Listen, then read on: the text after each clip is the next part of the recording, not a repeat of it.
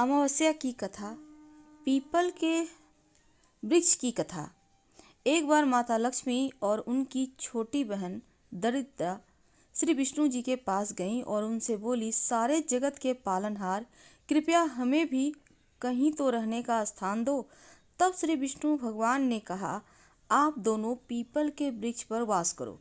इस तरह वे दोनों बहनें पीपल के वृक्ष में रहने लगी, क्योंकि पीपल को भी विष्णु भगवान से वरदान प्राप्त है कि जो व्यक्ति शनिवार को पीपल की पूजा करेगा उस पर माँ लक्ष्मी की अपार कृपा रहेगी और उसके घर का ऐश्वर्य कभी नष्ट नहीं होगा।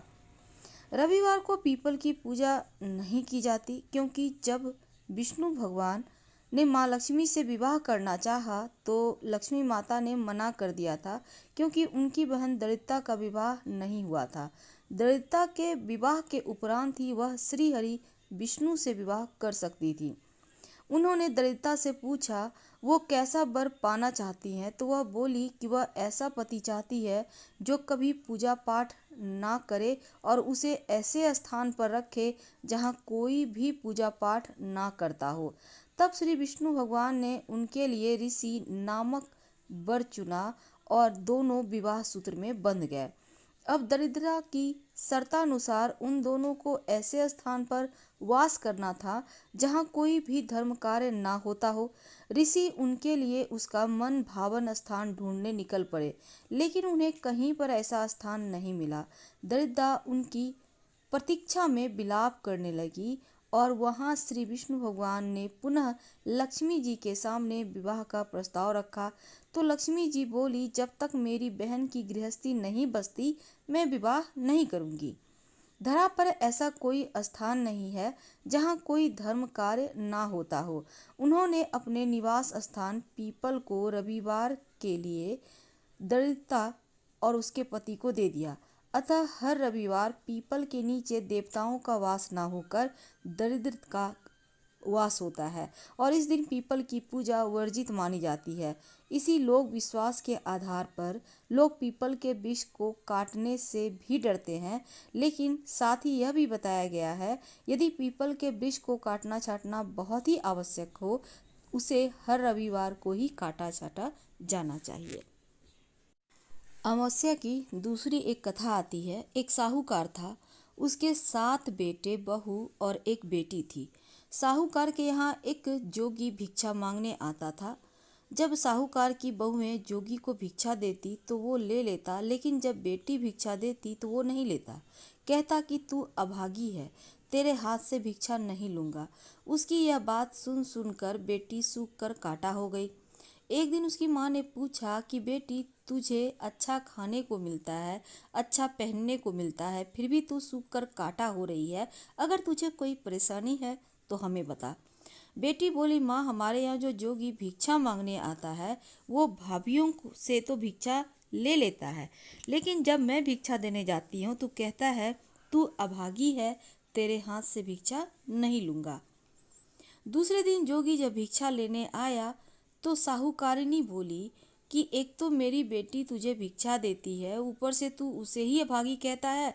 जोगी बोला कि मैं तो इसके भाग में लिखा है वही कहता हूँ। तब साहूकारनी बोली कि जब तुझे इतना पता है तो इसको दूर करने का उपाय भी पता होगा। वह बोला कि उपाय तो है पर बहुत कठिन। वह बोली कि तू बता, मैं अपनी बेटी के लिए कुछ भी करने को तैयार हूँ। तब जोगी बोला कि सात समुद्र के पार एक शोभा धोबिन रहती है, वह अमावस्या का व्रत रखती है और वो ही इसे सुहाग दे सकती है, अन्यथा जब इसकी शादी होगी तब इसके पति को फेरों में सांप डस लेगा और ये उसी रात विधवा हो जाएगी। इतना सुनना था कि वह उठी और अपने बेटों को यह बात बताई। साथ चलकर शोभा धोबन को ढूंढने के लिए कहा।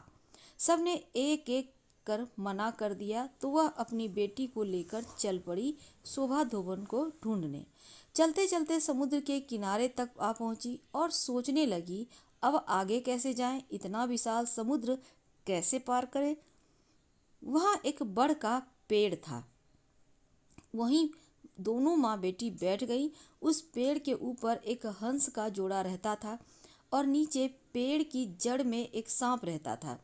जब हंस का जोड़ा दाना चुगने जाता तो सांप हंस के बच्चों को खा जाता था। हंस उसे देख नहीं पाते थे। एक दिन भी सांप हंस के बच्चों को खाने के लिए पेड़ पर एक दिन चढ़ रहा था और हंस के बच्चों की आवाज़ सुनकर माँ बेटी ने देखा कि सांप हंस के बच्चों को खाने जा रहा है। उन्होंने सांप को मार दिया और शाम को जब हंस का जोड़ा आया तो उन्होंने माँ बेटी को वहाँ बैठा पाया। सोचा कि ये ही मेरे बच्चों को मार देते हैं और जैसे ही वे उन माँ बेटी को मारने को तैयार हुए कि पेड़ पर से बच्चों की आवाज़ सुनाई दी। उन्होंने देखा कि हमारे बच्चे तो जिंदा हैं। अब बच्चों ने उन्हें सारी बात बताई कि कैसे माँ बेटी ने उनकी जान बचाई है। हंस ने उन्हें धन्यवाद दिया, उनका यहाँ आने का कारण पूछा। माँ ने सारी बात कह दी और बोली, हम यहाँ तक तो आ गए पर समझ में नहीं आ रहा आगे कैसे जाएं। तब हंस बोले कि आप हमारे ऊपर बैठ जाओ, हम आपको समुद्र पार पहुँचा देते हैं।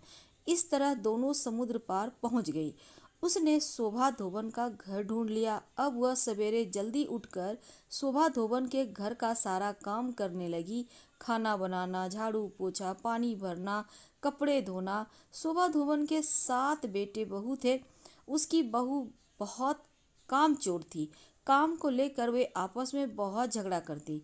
लेकिन इधर कुछ दिनों से शोभा धोबन देख रही थी कि सब बिना झगड़ा किए सारा काम कर लेती हैं। एक दिन उसने बहुओं से पूछा कि क्या बात है, आजकल तुम सब मिलकर खुशी खुशी सारा काम कर लेती और झगड़ा भी नहीं करती। इस पर उसकी सब बहुओं ने मना कर दिया कि हम तो बहुत दिनों से काम करते ही नहीं हैं। तब उसने सोचा कि जब मेरी बहुएं काम नहीं करती है तो फिर वह कौन है जो मेरे घर का काम करता है, ये तो मालूम करना होगा। दूसरे दिन वह सुबह जल्दी उठी और उसने देखा एक औरत एक लड़की घर का सारा काम करके वापस जा रही है। तो उसने उन दोनों को रोका और पूछा कि तुम कौन हो और मेरे घर का काम क्यों कर रही हो। तब साहूकारनी ने बताया कि मेरी यह लड़की है, लेकिन इसके भाग में सुहाग नहीं है और तुम अमावस्या का व्रत और पूजा करती हो। एक तुम ही हो जो मेरी बेटी को सुहाग दे सकती हो, इसीलिए हम तेरे घर का सारा काम करते हैं। इस पर शोभा धोबन ने कहा, ठीक है, तुमने इतने दिन मेरे घर का काम किया है, मैं तेरी बेटी को सुहाग जरूर दूंगी। जब तेरी बेटी की शादी तय हो जाए तो उसके पीले चावल समुद्र में डाल देना, मैं शादी में पहुंच जाऊंगी। दोनों माँ बेटी अपने घर चली आई। जब लड़की की शादी तय हुई तो माँ ने समुद्र में पीले चावल डाल दिए। शोभा धोबन जब अपने घर से रवाना होने लगी तो बोली कि मेरे जाने के बाद यदि घर में कुछ भी टूटता फूटता है, जैसे हो वैसे ही रहने देना, मेरे आने तक तुम लोग कुछ भी मत करना। अपने घर वालों को यह हिदायत देकर वह साहूकार की बेटी की शादी में शामिल होने के लिए रवाना हो गई। जब साहूकार की बेटी के फेरे हो रहे थे तब सांप ने दूल्हे को डस लिया। अब सब रोने धोने लगे। तब लड़की की माँ ने शोभा धोबन से कहा कि आज के दिन के लिए मैंने तेरे यहाँ काम किया था ताकि तू मेरी बेटी को आज सुहाग दे सके। शोभा धोबन ने कहा कि तू चिंता मत कर। वह उठी, दूल्हे के पास गई और अपनी मांग में से सिंदूर लिया, आँख में से काजल और छोटी अंगुली से मेहंदी ली, दूल्हे के छींटे दिए और बोली कि आज तक मैंने जो अमावस्या की व्रत की उसका फल साहूकार की बेटी को जाना और आगे जो करूँ वह मेरे धोबी को जाना। इसके ऐसा कहते ही दूल्हा ठीक हो गया। सब लोग बड़े खुश हुए। जब बारात विदा हो गई तो शोभा धोबन जाने लगी। तब सबने कहा कि अभी तो आपको विदा ही नहीं किया है, अभी आप कैसे जा सकती हैं। शोभा धोबन ने कहा कि मेरे घर को ऐसे ही छोड़कर आई थी, पता नहीं मेरे पीछे से वहाँ क्या हो रहा है। आप विदा ही करना चाहते हैं तो मुझे एक मिट्टी का कलश दे दो। कलश लेकर वह घर के लिए रवाना हो गई। रास्ते में अमावस्या आई। उसने कलश के 100 टुकड़े किए, पीपल की पूजा की और परिक्रमा करके बोली, भगवान, आज से पहले जो अमावस्या की उसका फल साहूकार की बेटी को दिया, आज जो मैंने अमावस्या की उसका फल मेरे पति को देना। फिर कलश के टुकड़ों को गड्ढा खोद कर गाड़ दिया और घर के लिए चल दी।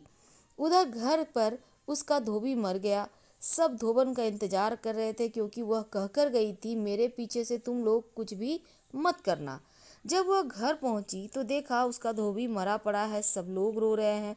उसने कहा कि सब लोग चुप हो जाओ, और वह अपने धोबी के पास आई, अपनी मांग में से सिंदूर लिया, आंख में से काजल, छोटी उंगली से मेहंदी निकालकर छींटे दिए और बोली, भगवान, आज से पहले जो अमावस्या की फल साहूकार की बेटी को दिया था, लेकिन आज जो मैंने अमावस्या की है उसका फल मेरे पति को देना। ऐसा करते ही उसका पति उठकर बैठ गया। इतने में ब्राह्मण आया और बोला, जजमान, अमावस्या का दान दो। धोबन बोली कि मैंने तो पीपल के पेड़ के पास गाड़ दी, वहां से निकाल लो। ब्राह्मण ने वहां जाकर देखा तो सोने की 108 मोहरें हो गई। पूरे गांव में ढिंढोरा पिटवा दिया कि अमावस्या का व्रत पूजा जो करेगा, दान देगा, उसकी सारी कामना पूर्ण होगी। हे सोमवती अमावस्या माता, जैसे आपने साहूकार की बेटी को सुहाग दिया और धोबी को जीवन दान दिया, वैसे ही सबको देना। कहने वाले को, सुनने वाले को, हुंकारा भरने वाले को, सबका अगर घटती हो तो पूरी करे, पूरी हो तो मान रख।